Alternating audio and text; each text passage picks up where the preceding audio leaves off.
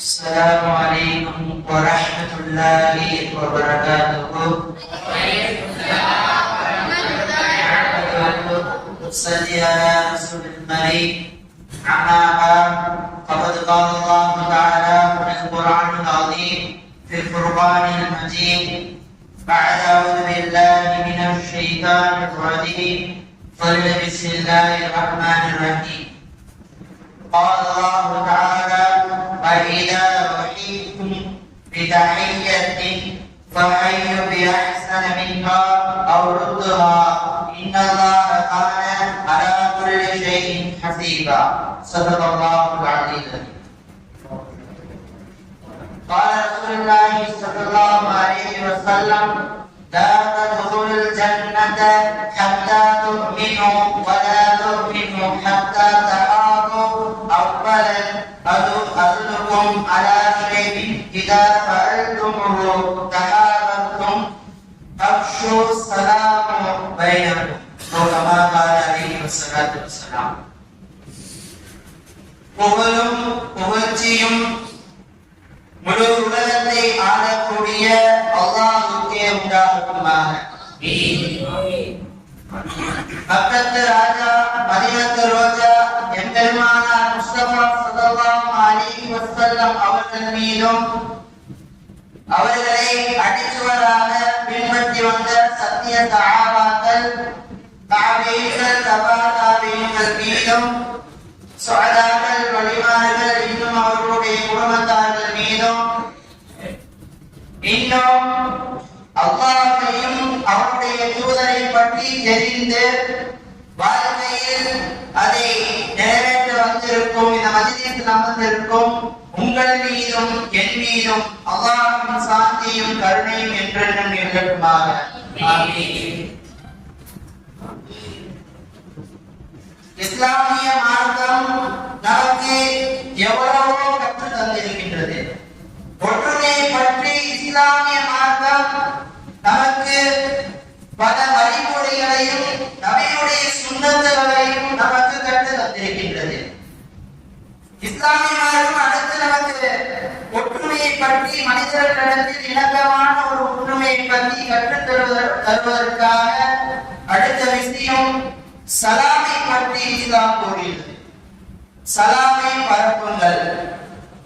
சலாமின் மூலியமாக உங்களுடைய முன் சென்றவர்களும் முன்னே இருக்கக்கூடியவர்களிடத்திலும் அன்பை பெறுங்கள் என்று இஸ்லாம் நமக்கு கற்றுத் தருகிறது. நபி அவர்கள் கூறுகிறார்கள்: லா ததுகுலுல் ஜன்னத ஹத்தா துமினு வலா துமினு ஹத்தா தஹாபு. அவ்வலன் அதுலுக்கும் அலா ஷைஇன் இதா ஃபஅல்துஹு தஹாபப்தும் அஃஷு ஸலாமு பைனக்கும். நீங்கள் ஈமான் கொள்ளாதவரை நீங்கள் முழு ஈமான்தாரியாக ஆக மாட்டீர்கள். நீங்கள் ஒருவருக்கொருவர் அன்பு செலுத்தாதவரை நீங்கள் முழு ஈமானுக்குள் நீங்கள் போக மாட்டீர்கள். அப்படி நீங்கள் போக வேண்டும் என்று சொன்னால் நான் உங்களுக்கு ஒன்றை நான் அறிக்கை கட்டவா என்று கேட்டபோது சஹாபாக்கள் சொன்னார்கள். ஆம் என்று சொன்னவுடன் அவர்கள் நாயகம் சொன்னார்கள்: சலாமை பரப்புங்கள். சலாமை ஒருவருக்கொருவர் சலாமை பரப்புங்கள். ஒருவரிடத்தில் நீங்கள் சலாம் கூறும் பொழுதுதான் உங்களிடத்தில் ஒரு இணக்கம் வரும் என்று நாயகம் நமக்கு அழகான முறையிலே சொல்லியிருக்கிறார்கள். ஒருவருக்கொருவர் சலாமை பரப்ப வேண்டும். அப்படி ஒருவருக்கொருவர் சலாமை பரப்பணும் என்று சொன்னால் நமக்குள் இருக்கக்கூடிய குரோதம், ஒரு அன்பு, நமக்குள்ளே இருக்கக்கூடிய ஒரு தீய எண்ணம், கவலைகள் அனைத்தும் சலாம் மூலமாக நிறைவேறும். இன்றைய காலத்தில் நாம் பார்த்தோம் என்று சொன்னால் பலதரப்பட்ட வார்த்தைகள் நம்மிடத்தில் புழங்கிக் கொண்டிருக்கின்றது. அந்த பலதரப்பட்ட வார்த்தை என்னவென்று சொன்னால் இன்றைக்கு நம் தமிழ்நாட்டிலே இருக்கிறோம். தமிழ்நாட்டிலே இருக்கக்கூடியவர்கள் ஒருவரை சந்திக்கின்ற பொழுது சொல்லக்கூடிய வார்த்தை வணக்கம் என்று சொல்வார். ஒரு இந்தி பேசக்கூடியவர் ஒருவரை சந்திக்கின்ற பொழுது, ஒரு இங்கிலீஷ் பேசக்கூடியவர், ஒரு ஆங்கிலம் பேசக்கூடியவர் ஒருவரை சந்திக்கின்ற பொழுது அவர் சொல்லக்கூடிய ஒரு வார்த்தை குட் மார்னிங் என்று சொல்வார். இன்றைய உலகத்தில் இதுதான் முழுமையாக கொண்டிருக்கின்றது. இந்த இடத்தில் நாம் பார்த்தோம் என்று சொன்னால் இந்த மூன்று விஷயம் தான், இந்த மூன்று விஷயம் வெறும் வெற்று வார்த்தை தான். இதற்கு அர்த்தம் என்று கிடையாது. நம்ம இப்போ ஒரு இறந்து போனவங்க வீட்டுக்கு நம்ம போறோம்னு சொன்னா அங்க போயிட்டு அவங்க சோகத்துல இருப்பாங்க. அப்ப போயிட்டு அவங்க இடத்துல குடும்பம்னு சொன்னா அவங்க என்ன நினைப்பாங்க? அல்லது நாம் சோகமாக இருக்கக்கூடிய ஒரு உயிரினை இரண்டு சென்றவர் என்று சொன்னார், குட்நாடி என்று சொன்னார், அவரிடத்தில் அவருடைய கோபம் எப்படி இருக்கும்? இன்றைக்கு நடக்கக்கூடிய சூழ்நிலைகள் இன்றைக்கு அப்படித்தான் நம்முடைய நிலைமைகள் இருக்கின்றது. நம்முடைய வாயில் முதல் வரக்கூடியது மனதில் என்றுதான் வருகின்றது. இதில் நாம் போடக்கூடிய சொற்கள் கூட குட் மார்னிங், குட் நைட் என்றுதான் வருகிறதே தவிர ஒரு இடத்தில் சலாம் என்று ஒரு இது கூட வரவில்லை. சில பேர்களை தவிர அல்லாஹ் அவர்களை பாதுகாக்க வேண்டும். இன்றைக்கு நாம் பார்த்தோம் என்று சொன்னால் இன்றைக்கு இருக்கக்கூடிய சூழ்நிலைகளில் தன்னுடைய தாயிடத்தில் சலாம் சொல்ல கூச்சப்படுகிறார்கள், தன்னுடைய தந்தையிடத்தில் சலாம் சொல்ல கூச்சப்படுகிறார்கள், தன்னுடைய நண்பனை பார்த்து சலாம் சொல்ல கூச்சமாக இருக்கிறது. இன்றைக்கு பார்த்தோம் என்று சொன்னால் கணவன் மனைவியிடத்தில் ஒற்றுமை இல்லாததற்கு காரணம் ஒரு சலாம் தான். சலாம் என்று அந்த வார்த்தையை சொன்னால் இன்றைக்கு கணவனுடைய மனதில் இருக்கக்கூடிய அந்த அசடுகள், மனைவியின் மனதில் இருக்கக்கூடிய அந்த அசடுகள் எல்லாம் இன்றைக்கு காணாமல் போயிடும். பல கலாச்சாரங்கள் நம்முடைய வார்த்தைகளில் வந்து கொண்டிருந்தாலும் இஸ்லாம் என்ற சொல்லிற்கு பல அர்த்தங்கள் நமக்கு அதிலே உண்டு. இஸ்லாமிய மார்க்கத்தில் சலாம் என்று சொன்னால் உங்கள் மீது சாந்தி உண்டாகட்டும், உங்கள் மீது அல்லாஹ்வுடைய பாதுகாவல் உண்டாகட்டும். மற்ற வார்த்தைகள் ஏதாவது ஒரு அர்த்தம் உண்டா? இதனால்தான் இப்படிப்பட்ட சலாமை நமக்கு கிடைக்க வேண்டும் என்பதற்கான சலாம்கள், அந்த சலாம் எனக்கு கிடைக்க வேண்டும் என்று நிறைய ஆசைப்பட்டார்கள்.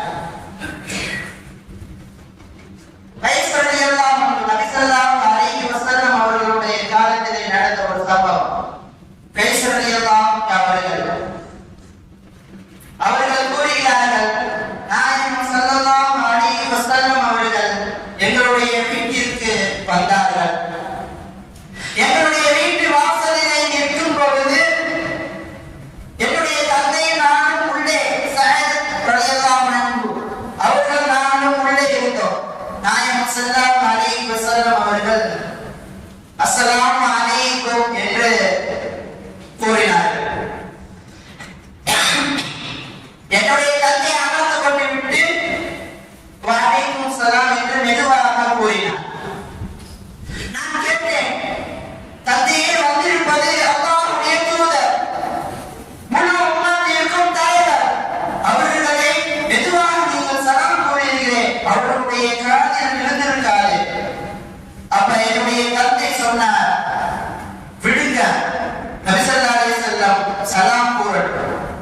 திருப்பியும் நபிகள் நாயகம் ஸல்லல்லாஹு அலைஹி வஸல்லம் அவர்கள் சலாமை கூறினார்கள். மறுபடியும் என்னுடைய தந்தை வலைக்கும் சலாம் மெதுவாக கூறினார். மறுபடியும் நாயகம் ஸல்லல்லாஹு அலைஹி வஸல்லம் அவர்கள் மறுபடியும் சலாத்தை கூறினார்கள். என்னுடைய தந்தை மறுபடியும் வலைக்கும் சலாம் என்று மெதுவாக கூறினார். உடனே நபி ஸல்லல்லாஹு அலைஹி வஸல்லம் அவர்கள் அந்த வீட்டை விட்டு புறப்பட்டு விட்டார்கள். நானும் என் தந்தையும் எட்டி பார்த்தவுடன் நாயகம் ஸல்லல்லாஹு அலைஹி வஸல்லம் அவர்கள் கூடவும் இல்லை, நாயகம் ஸல்லல்லாஹு அலைஹி வஸல்லம் அவர்களும் இல்லை. என்னுடைய தந்தை ஓடி போய், நாயகமே நாயகமே, நான் உங்களுடைய முதல் சலாமை நான் கேட்டேன், நான் மெதுவாக பதில் அளித்தேன். ஏனென்று சொன்னால் உங்களுடைய முதல் சலாமை நான் உங்களுக்கு பதில் கூறிவிட்டு அது உங்களுடைய காதுகளின் செவிகளில் நிறுத்தி விட்டால் எங்களுக்கு ஒரே ஒரு சலாம் தான் எங்களுடைய வீட்டிற்கு வரதுக்காக கிடைக்கும். நான் மெதுவாக நீங்கள் 3 முறை சொல்ல வேண்டும் என்று நான் ஆசைப்பட்டேன். இன்றைக்கு எங்களுடைய வாழ்வாதாரம் முழுவதும் கருத்து நிறைந்திருக்கும் என்று சொன்னார்கள். இதற்காக தான் சலாம் நம்முடைய வாழ்வில் வர வேண்டும். நம்முடைய வாழ்க்கையில் சலாம் என்ற ஒரு சொற்கள் அது அல்லாஹ்வின் மூலமாக அனுப்பப்பட்ட ஒரு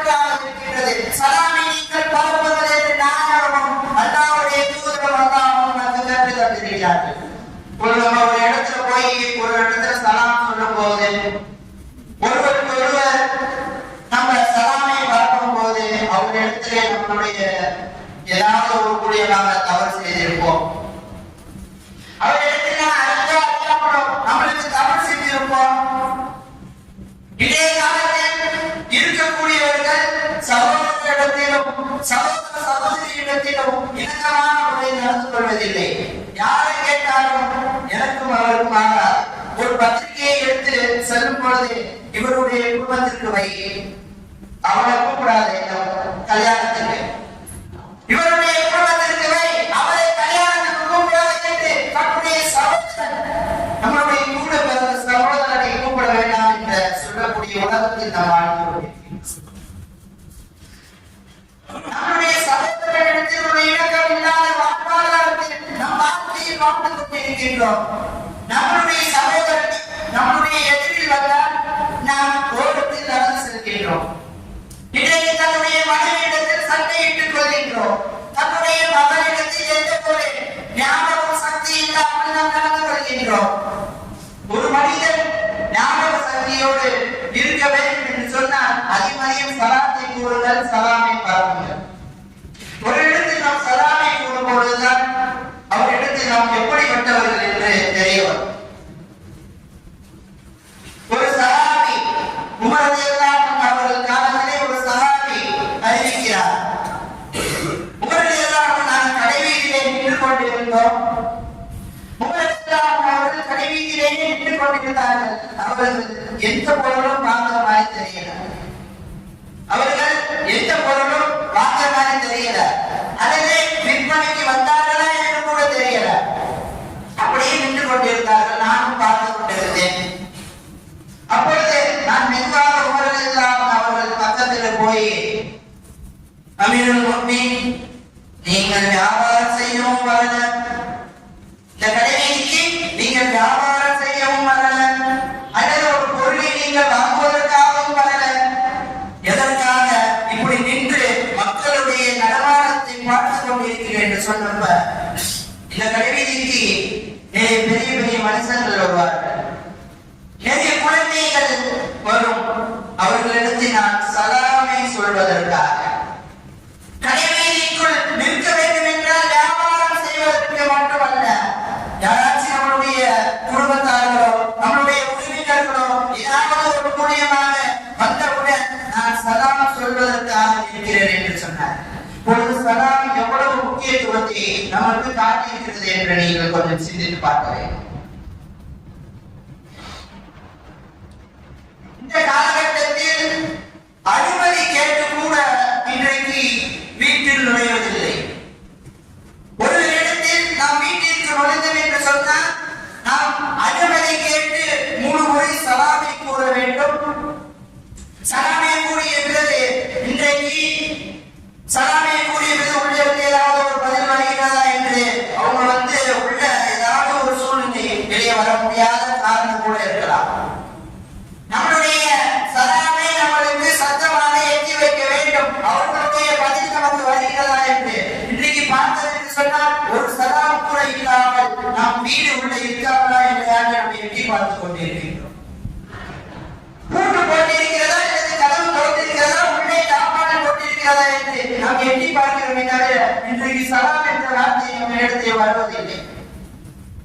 இப்படிதான் ஒரு நபியல்லாஹு ஸல்லல்லாஹு அலைஹி வஸல்லம் அவர்கள் காலத்திலே ஒரு மனிதர் நாயகம் ஸல்லல்லாஹு அலைஹி வஸல்லம் அவர்களை பார்ப்பதற்காக வீட்டிற்கு வந்தார். நாயகம் ஸல்லல்லாஹு அலைஹி வஸல்லம் அவர்கள் பார்த்துவிட்டு அஸ்ஸலாமு அலைக்கும் சொல்ல நாயகம் ஸல்லல்லாஹு அலைஹி வஸல்லம் அவர்கள் செய்கிறேன் தன்னுடைய கரத்தால் ஓரமாக நில்லுங்கள் என்று சொன்னார். ஏன் ஓரமாக நிற்க சொன்னார்கள் என்று சொன்னால் நம்முடைய யதார்த்த பார்வையால் உள்ள ஏதாவது ஒன்று நமக்கு தென்படலாம். ஏதாவது ஒரு அனாவசியமான தேவைகள், நம்முடைய தவறுகள் நம்முடைய கல்வியில் பற்றிடும் என்பதற்காக நாயகம் ஸல்லல்லாஹு அலைஹி வஸல்லம் அவர்கள் ஓரமாக நில்லுங்கள். நாம் எப்போது போனாலும் ஓரமாக நிற்கணும். இன்றைய காலத்தில் நாம் பார்த்தோம் என்று சொன்னால் நீங்கள் கேட்கலாம், இன்றைக்குதான் நிறைய டெக்னாலஜி வந்துவிட்டது, வீடுகளை பெரிய பெரிதாக கட்டுகிறார்கள். இன்றைக்கு பார்த்தோம் என்று சொன்னால் வாசல் அங்க இருக்கும், வீட்டு உள்ளே இங்க இருக்கும். இப்படி பெரிய பெரிய வீடுகளை கட்டவுடன் அங்கு என்ன செய்ய வேண்டும், அதற்குதான் காரியங்களில் ஒன்று நமக்கு தயாரித்து வைத்திருக்கிறார். முதலில் காரியங்களை அமுக்க வேண்டும். பின்பு அவரிடத்தில் நாம் சொல்ல வேண்டும், அஸ்ஸலாமு அலைக்கும் வரஹ்மத்துல்லாஹி வ பரகாத்துஹு. அஸ்ஸலாமு அலைக்கும் என்று சொல்லி அவரை வெளியே வர வைக்க வேண்டும். அவர் வெளியே வந்தவுடன் சலாம் என்று சொல்லி அவரிடத்தில் இணக்கத்தை நாம் பெற வேண்டும். இதை நாம் பார்த்தோம் என்று சொன்னால் ஒரு போன், சாதாரண ஒரு செல்போனில் நாம் பேசும்போது அலோ என்று முதலில் தான் வருகிறது. அலோ என்றுதான் முதலில் நாம் சொல்லக்கூடியது. நமக்கு தான் தெரியும், நம்முடைய தந்தையிடத்தில் பேசுகிறோம், நம்முடைய தாய்மார்களிடத்தில் பேசுகிறோம் என்று நமக்கு தெரியும். பின்ன எதற்கு அலோ? அலோ என்று நாம் கூறாமல் அஸ்ஸலாமு அலைக்கும் என்று கூறினால் எவ்வளவு நன்றாக இருக்கும். இதற்குதான் சஹாபாக்கள் சலாம் எனக்கு கிடைக்க வேண்டும் என்று அதிகமாக ஆசைப்பட்டார்கள். இன்றைக்கு நாம் சலாமத்தோடு வாழ வேண்டும் என்று சொன்னால், ஒருவருக்கு ஒருவர் இணக்கம் கிடைக்க வேண்டும் என்று சொன்னால் நாம் சலாத்தை அதிகமான முறையில் பரப்ப வேண்டும். அதிகமான இடத்தில் இணக்கத்தை வாங்க வேண்டும் என்று சொன்னால் அதிகமான முறையில் நாம் சலாத்தை பரப்ப வேண்டும். அல்லாஹ்வுடைய நல்லடியார்களே, அல்லாஹ்விடத்தில் அன்பையும் நபிகள் நாயகம் ஸல்லல்லாஹு அலைஹி வஸல்லம் அவர்களுடைய நேசத்தையும் பெற வேண்டும் என்று சொன்னால் இன்றிலிருந்து நாம் செய்வோம். சலாமை பரப்ப வல்ல ரஹ்மான் நமக்கு அந்த பாக்கியத்தை தந்தருள் புரிவானாக. அல்ஹம்துலில்லாஹி ரப்பில் ஆலமீன். அஸ்ஸலாமு அலைக்கும் வரஹ்மத்துல்லாஹி வ பரகாத்துஹு.